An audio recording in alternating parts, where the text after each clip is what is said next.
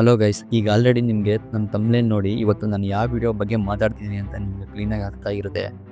Yes guys, ಇವತ್ತು ನಾನು ಮಾತಾಡೋಕ್ಕೆ ಹೊರಟಿರೋದು ಇನ್ಸ್ಟಾಗ್ರಾಮ್ ಮತ್ತು ಫೇಸ್ಬುಕ್ನ ಧೂಳು ಎಬರಿಸಿದೆ ಅಂತಲೇ ಹೇಳ್ಬೋದು. ಎಲ್ಲೇ ನೋಡಿದ್ರು ಇನ್ಸ್ಟಾಗ್ರಾಮ್ ಸ್ಟೋರಿ ಆಗಿರ್ಬೋದು, ರೀಲ್ಸ್ ಆಗಿರ್ಬೋದು, ಎಲ್ಲಾನು ಈ ಪೆಂಗ್ವಿನ್ ಬಗ್ಗೆನೇ ಸ್ಟೋರಿ ಬರ್ತಾ ಇದೆ. ಮತ್ತು ಎಷ್ಟೋ ಜನ ಈ ಪೆಂಗ್ವಿನ್ದು ವಾಲ್ಪೇಪರ್ ಸಹ ಇಟ್ಕೊಂಡಿದ್ದಾರೆ. ಅಂಥದ್ದು ಏನು ಮಾಡ್ತೀವಿ ಈ ಪೆಂಗ್ವಿನ್ ಬಗ್ಗೆ ಕಂಪ್ಲೀಟ್ ಇನ್ಫಾರ್ಮೇಶನ್ ನಾನು ಈ ವಿಡಿಯೋದಲ್ಲಿ ಕೊಡ್ತಾ ಇದ್ದೀನಿ. ಎಲ್ಲೂ ಸ್ಕಿಪ್ ಮಾಡದೆ ಈ ವಿಡಿಯೋನ ಎಂಡ್ ತಗ ನೋಡಿ.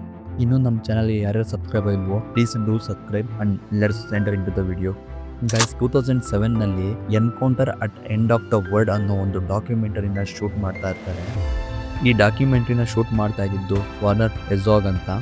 ಆ ಶೂಟಿಂಗ್ ಮಾಡೋ ಟೈಮಲ್ಲಿ ಅವ್ರಿಗೆ ಒಂದು ಪೆಂಗ್ವಿನ್ ಗ್ರೂಪ್ ಕಾಣಿಸುತ್ತೆ. ಎಲ್ಲಾ ಪೆಂಗ್ವಿನ್ಗಳು ಸಮುದ್ರ ಕಡೆ ಹೋಗ್ತಾ ಇದ್ರೆ, ಬಟ್ ಒಂದ್ ಪೆಂಗ್ವಿನ್ ಮಾತ್ರ ಅವನ್ನೆಲ್ಲ ನೋಡ್ತಾ ಅಲ್ಲೇ ನಿಂತಿರುತ್ತೆ. ಅದು ಸುತ್ತಮುತ್ತ ನೋಡ್ದೇನೆ ಡೈರೆಕ್ಟ್ ಹಿಂಗಡೆ ತಿರುಗಿಕೊಂಡು 60 ಕಿಲೋಮೀಟರ್ ದೂರದಲ್ಲಿರೋ ಒಂದು ಮೌಂಟೇನ್ ಕಡೆ ಹೋಗೋಕೆ ಸ್ಟಾರ್ಟ್ ಮಾಡುತ್ತೆ.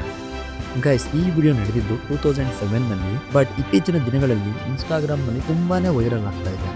ಗೈಸ್, ರೀಸೆಂಟ್ ಡೇಸಲ್ಲಿ ಈ ವಿಡಿಯೋ ಎಷ್ಟು ವೈರಲ್ ಆಗ್ತಾ ಇದೆ ಅಂತಂದರೆ, ಆ ಒಂದು ಪೆಂಗ್ವಿನ್ನು ಎಷ್ಟೋ ಬಿಲಿಯನ್ ಪೀಪಲ್ನ ಮೈಂಡ್ ಸೆಟ್ಟಾಗಿ ಬದಲಿಸಿದೆ ಮತ್ತು ಎಷ್ಟೋ ಜನನ ಇನ್ಸ್ಪೈರ್ ಕೂಡ ಮಾಡಿದೆ. ಆ ವಿಡಿಯೋ ನೋಡಿ ಎಷ್ಟೋ ಜನ ಈಗಿನ ವರ್ಕರ್ಸರು, ಟೆನ್ಷನು, ಟ್ರಾಫಿಕ್ಕು, ಕಮಿಟ್ಮೆಂಟು, EMI ಇವೆಲ್ಲ ನೋಡ್ಬಿಟ್ಟು ಎಸ್ ಸಾಕಪ್ಪ, ಈ ಜೀವನನೇ ಸಾಕು ಅಂದ್ಕೊಂಡು ಆ ಪೆಂಗ್ವಿನ್ ಥರ ನಾವು ಆ ಕಡೆ ಹೋಗ್ಬಿಡೋಣ ಅಂತ ಮಾಡೋ ಲೆವೆಲ್ಗೆ ಈ ವಿಡಿಯೋ ಹಿಟ್ ಆಗಿದೆ.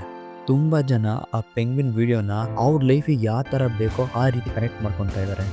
ಗೈಸ್, ನೀವು ಆ ವಿಡಿಯೋದಲ್ಲಿ ಅಬ್ಸರ್ವ್ ಮಾಡ್ದಂಗೆ ಆ ಪೆಂಗ್ವಿನ್ ಬೇರೆ ಏನು ಮಾಡ್ತಾ ಇಲ್ಲ, ಅದು ಜಸ್ಟ್ ಒಂದು ಮೌಂಟೇನ್ ಕಡೆ ಸುಮ್ಮನೆ ಹೋಗ್ತಾ ಇದೆ. ಗಾಯ್ಸ್, ಈ ವಿಡಿಯೋ ನಾರ್ಮಲ್ ಸಾಮಾನ್ಯ ವಿಡಿಯೋ ಅಲ್ಲವೇ ಅಲ್ಲ. ಆ ವಿಡಿಯೋನ ನೀವು ನೀಟಾಗಿ ಅಬ್ಸರ್ವ್ ಮಾಡಿದ್ರೆ ಅದರಲ್ಲಿ ಎಷ್ಟೋ ಕಲಿಯುವಂಥ ಗುಣಗಳಿದಾವೆ ಆ ವಿಡಿಯೋದಲ್ಲಿ.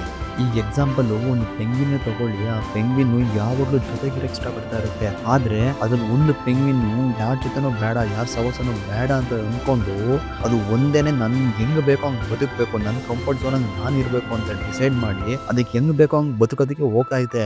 ನಾವು ಯಾವತ್ತಲ್ಲಿ ಲೈಫಲ್ಲಿ ಏನಾದ್ರು ಒಂದು ಅಚೀವ್ಮೆಂಟ್ ಮಾಡಬೇಕು ಅಂದ್ರೆ ನಾವು ನಮ್ಮ ಕಂಫರ್ಟ್ ಝೋನ್ ಬಿಟ್ಟು ಹೊರಗಡೆ ಬರಬೇಕು. ಆ ಹೊರಗಡೆ ಬಂದು ನಾವೇನಾದ್ರೂ ಒಂದು ಅಚೀವ್ಮೆಂಟ್ ಮಾಡಿ ತೋರಿಸ್ಬೇಕು. ಅದೇ ಈ moral of story.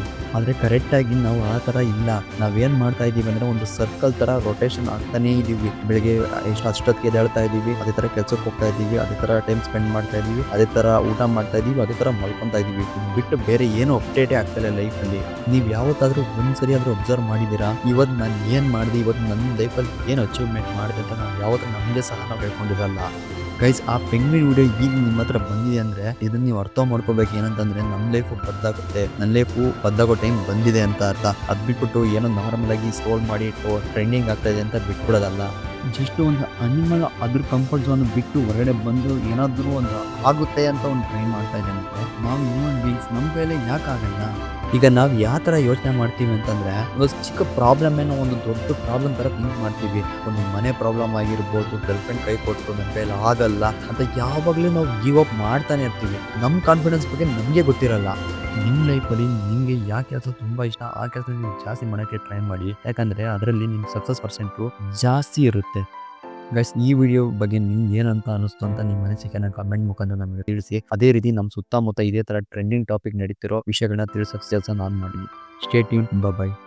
Don't quit it, just do it.